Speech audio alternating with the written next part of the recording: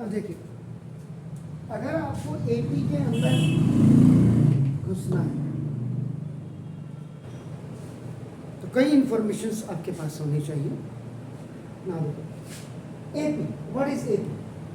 AP is first term, second term, third term,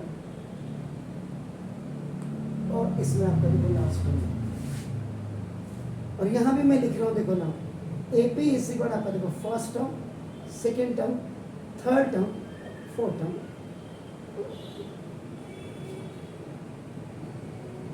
यहाँ last term नहीं है, यहाँ लास्ट टर्म। ये हो गया आपका फाइनाइट एपी और ये हो गया आपका इनफाइनाइट एपी।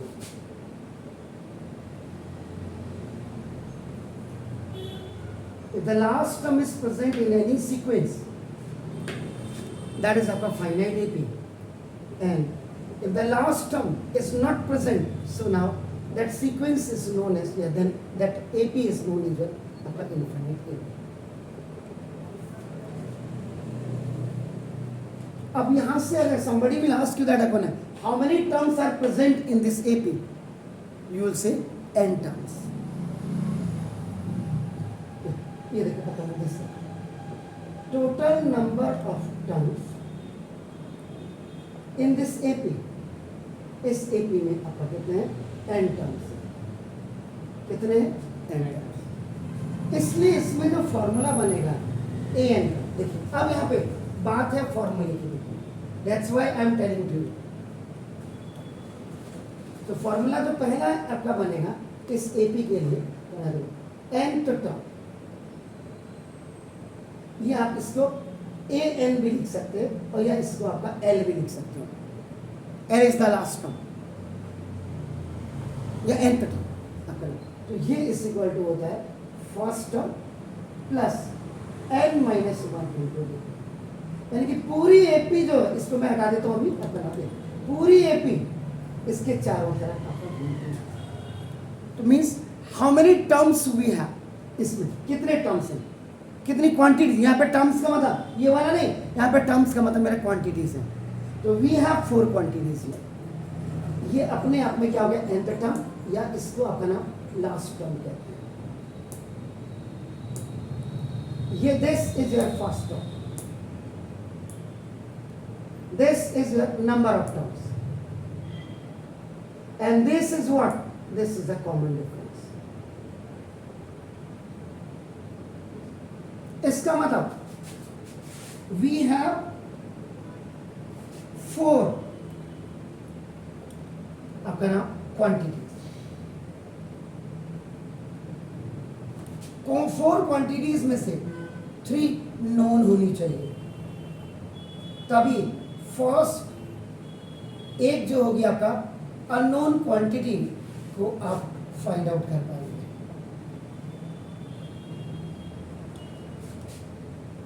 पहला फॉर्मूला आपका ये बनता है, या आप इसको n is equal to a plus n minus one into D भी लिख सकते हैं। यू कैन राइट, मतलब द होल एपी इज आपका नाउ जस्ट वॉन्डरिंग या रोटेटिंग अराउंड दिस। क्या क्या है आपका देखो। अब इसमें जो दूसरा फॉर्मूला आपका लगता है वो लगता है sum of the nth term. इसमें तो सम ऑफ nth टर्म के लिए S N is equal to n by 2 और a प्लस ए एन, आप ये वाला फॉर्मूला इसके लिए यूज कर सकते हैं। इसमें एस एन का मतलब खुद ही हो गया सम ऑफ nth टर्म। यहां से लेके यहां तक कितने टर्म है? n का मतलब आपका नाम, ये n जो आप देख रहे हैं इसका मतलब आपका नंबर ऑफ टर्म्स।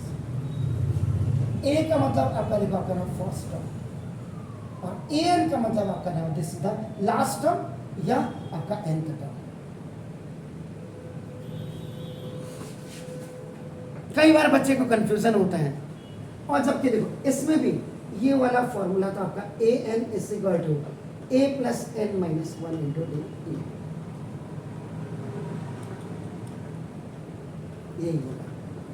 जो सेम एक्सप्लेनेशन ये, इसका मतलब आपका लास्ट टर्म या एंड टर्म, लास्ट टर्म आप इसको लिखेगा, ठीक है, या और एंड टर्म एक ही बात है. This is what, that is the first term.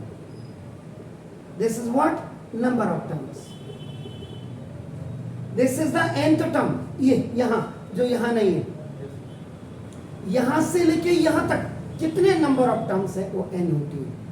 और सक्सीडिंग में से अगर आप इसको माइनस कर देंगे तो आपका वो कॉमन डिफरेंस हो जाता है. यानी कि आपको अगर इन दोनों में कॉमन डिफरेंस अगर आपको फाइंड आउट करना है, आप डायरेक्ट फॉर्मूला लिखेंगे, ऑरली नहीं करेंगे. Common difference is equal to आपका नाम second term minus first term, यानी कि d is equal to a2 minus a करेंगे, या और d is equal to a3 minus a2 करेंगे, या और d is equal to a4 minus. कभी कभी चेक कर लेना चाहिए, क्योंकि दिया होता है और आपने आंख बंद करके लिख दिया नहीं, इट इज ए सीक्वेंस, और वो पता चला कॉमन डिफरेंस ही सेम नहीं है. If the common difference is not same, sequence से नहीं होगा. तो ये तो बिल्कुल वही चीजें हैं जो उसमें था. आप कहेंगे नई चीज क्या है, what is the new thing? तो नई चीज ये है कि जब आप इसमें अपना सम ऑफ nth टर्म निकालेंगे इसके लिए, तो ये आपका Sn is equal to n by 2a plus n minus 1 into D. ये वाला फॉर्मूला कायदे से इनफाइनाइट एपी के लिए यूज किया जाता है, और ये वाला आपका फाइनाइट एपी के लिए यूज किया जाता है. पहले तो मेन डिफरेंस बच्चे को पता होना चाहिए. हाँ, जब आप एक्सपर्ट हो गए आप ऐसी की तैसी कर सकते हो. एपी इससे करो या इससे करें, लेकिन जो शुरुआत है आपका नाम बिगिनर्स के लिए, दीज टू थिंग्स कि where we can utilize, where we can use this and where we can use, ये आपका क्लियर होना चाहिए. कभी कभी क्या होता है, इस वाले क्वेश्चन में आपको लिख देता है कि जैसे सपोज ये एन है आपका नाम, देखो अभी यहाँ पे एपी से इन्होंने किया, देखो आपका A2 A3 डैश, और यहाँ AN लिखो या L लिखो, कोई फर्क नहीं पड़ता.